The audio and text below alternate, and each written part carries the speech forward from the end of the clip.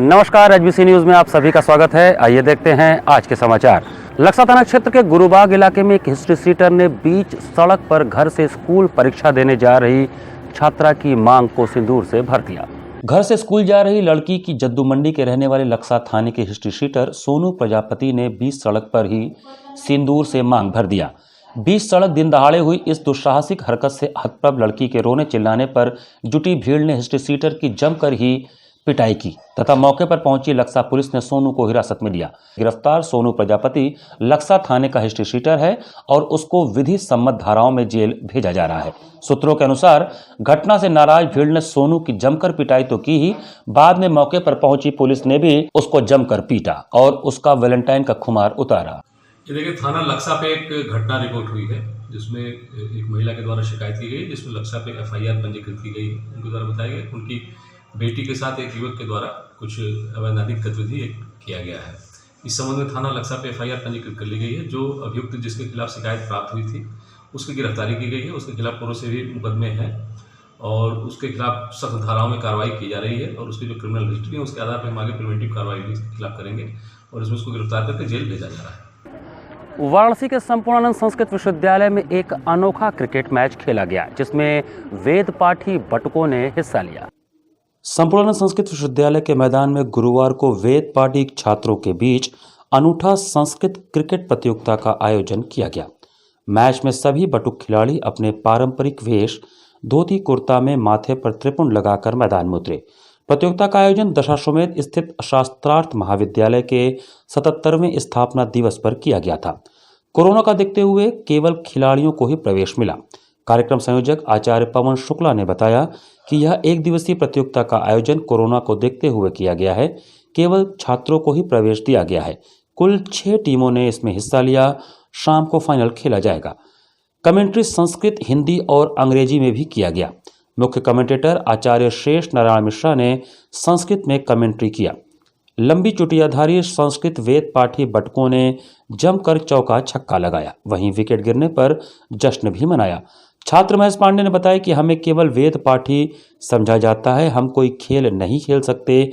इस मिथ्या को तोड़ते हुए हम लोगों ने मैच खेला। लेकिन अन्य मैच तो देखा है, जब भारतीय स्तर पे देखते हैं या नेशनल स्तर पर देख करके या अन्य गतिविधियों में जब टूर्नामेंट इत्यादि होता है तो ये धोती कुर्ता और ये वैदिक बटुक जो मुंडन कराए होते हैं और अपने भारतीय वैदिक संस्कृति को एक नई पहचान और एक नई ऊर्जा देते हैं।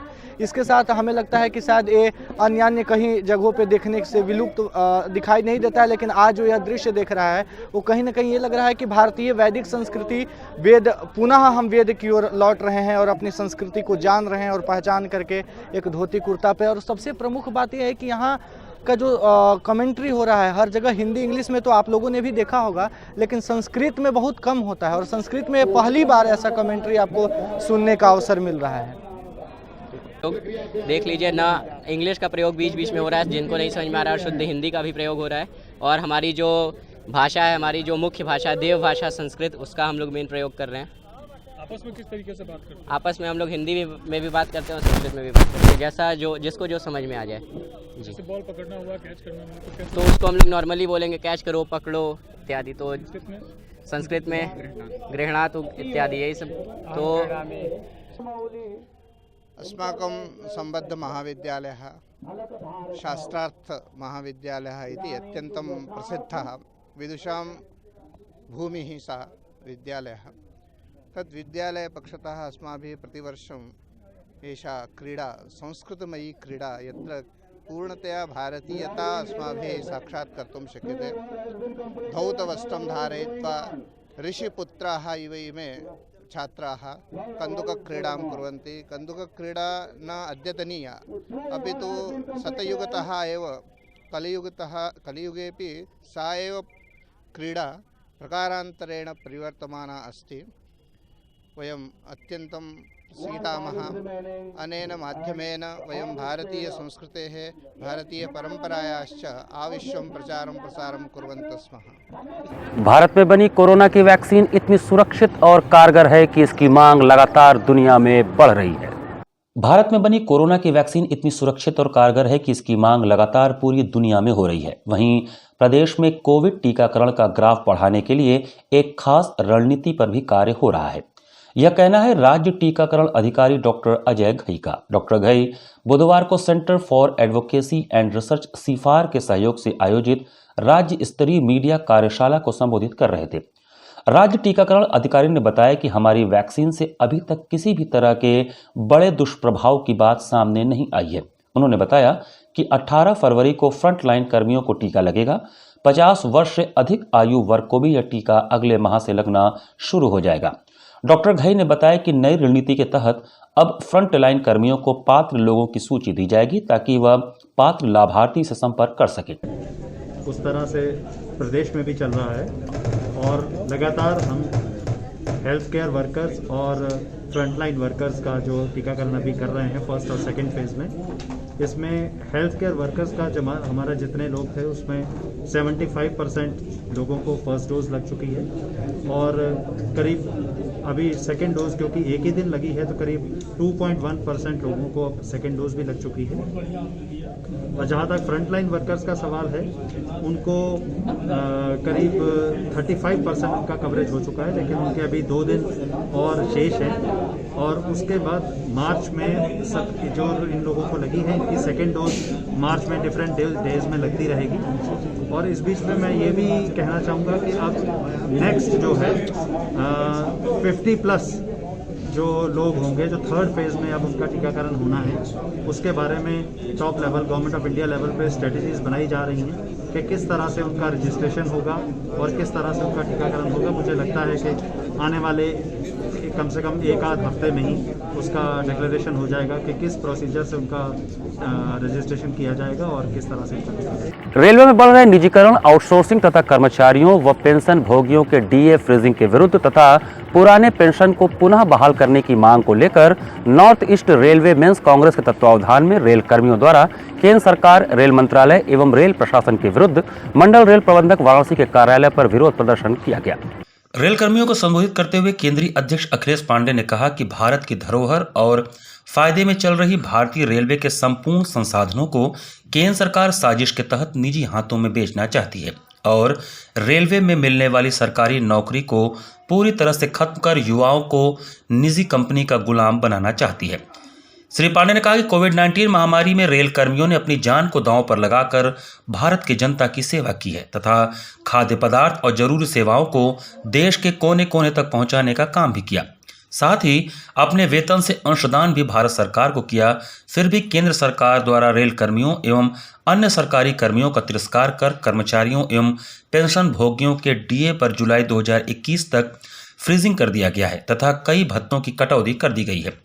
श्री पांडे ने आगे कहा कि केंद्र सरकार लगातार श्रम विरोधी नीतियों को अपनाकर श्रमिकों को आर्थिक रूप से एवं मानसिक रूप से उनके मनोबल को तोड़ने का कार्य कर रही है, जिसे एनई रेलवे मेंस कांग्रेस किसी भी सूरत में बर्दाश्त नहीं करेगा। श्री पांडे ने रेल कर्मियों से आह्वान किया कि कर्मचारी एकजुट होकर अपने को मजबूत बनाएं तथा केंद्र सरकार द्वारा अपनाई जा रही श्रम विरोधी नीतियों का मजबूती से विरोध करें। आज हमारे विरोध प्रदर्शन का मुख्य कारण यह है कि रेल प्रशासन की जो नीतियां हैं निजीकरण की, निगमीकरण की, साथ ही हम कर्मचारियों की पिछले 16 वर्षों से लंबित मांग है ओल्ड पेंशन स्कीम OPS की, उस मांग के एवज में साथ ही साथ कतिपय स्थानीय समस्याएं हैं जिनको लेकर के इस कार्यक्रम का आयोजन किया गया है। हमारी मुख्य मांगों में सबसे पहले है कि रेलवे का निगमीकरण बंद किया जाना चाहिए। हमारे तमाम युवा साथी जो 30-30 साल इस संगठन को देते हैं और अपने जवानी से लेकर बुढ़ापे तक इसकी सेवा करते हैं और सेवा करने के उपरांत जिस दिन वो सेवानिवृत्त होंगे उनके जीविकोपार्जन का कोई साधन नहीं है और NPS के रूप में एक ऐसा भयावह राक्षस इनको दिया गया है जो इतना अल्प आपको देगा धनराशि जिससे आप अपना जीवन संभव ही नहीं है कि आप अपना जीवन सुचारू रूप से जी सकें। विरोध करते आए निजीकरण का भी कुछ शुरुआत नहीं हुआ। देखिए साहब, कर्मचारी संगठनों का या कर्मचारियों का काम है विरोध करना। प्रशासन को हम बार बार तब तक चेताते रहेंगे जब तक हमारी मांग नहीं मानी जाएगी। वैसे तो इस देश की जो स्थिति है यहाँ किसी की मांग ही नहीं मानी जा रही है, जो जेन्युइन रिक्वायरमेंट्स है उसको भी नहीं सुना जा रहा है। लेकिन हमारी मांग जब तक नहीं पूरी होगी तब तक इसी तरीके के धरने प्रदर्शन और साथ ही साथ आंदोलन हमारा जारी रहेगा। अभी तक किसी मंत्री से मुलाकात हुई है तक विरोध करें मसाज जुलूस निकाले आप लोग? हम लोगों ने पत्र के माध्यम से रेल मंत्रालय को भी सूचित किया, रेलवे बोर्ड के चेयरमैन को भी सूचित किया और चूंकि हम लोग सरकारी कर्मचारी हैं, हमारा एक अनुशासन है, उस अनुशासन के दायरे में हम अपने चैनल के थ्रू सूचना उन तक पहुंचाते हैं। जो हमारे मंडल प्रबंधक या महाप्रबंधक महोदय उनके माध्यम से हम अपनी बात ऊपर तक पहुंचाते हैं। लगभग कितनी दिन हो गया ये निजीकरण के लिए विरोध कर रहे हैं? लगभग 12 वर्षों से तो हम लोग लगातार इस विरोध के लिए लगे हुए हैं, जब से संगठन अस्तित्व में आया है। जी, अभी तक कोई सुनवाई नहीं हुई है और हमारे युवा साथियों का भविष्य अंधकारमय है। रिटायरमेंट के बाद उनके लिए जीने खाने का कोई रास्ता नहीं छोड़ा है रेल प्रशासन ने। 60 वर्ष के बाद बूढ़ी हड्डियों को लेकर वो साथी हमारे कहाँ जाएंगे और कौन सा रोजगार करेंगे। और रेल की तो ऐसी नौकरी होती है कि यहाँ 55 साल की उम्र होते होते आदमी डायबिटीज, हाइपरटेंशन, बीपी और हार्ट की बीमारियों से पीड़ित होता है। वो सामान्य जीवन का कोई कार्य करने लायक रहता भी नहीं है। ऐसे में रेल कर्मचारियों को तो विशेष रूप से इसका प्रश्रय दिया जाना चाहिए और ओल्ड पेंशन स्कीम को हर हाल में दिया जाना चाहिए। सेना की तरह 24 घंटे बिना साजो सामान के हम लोग काम करते हैं।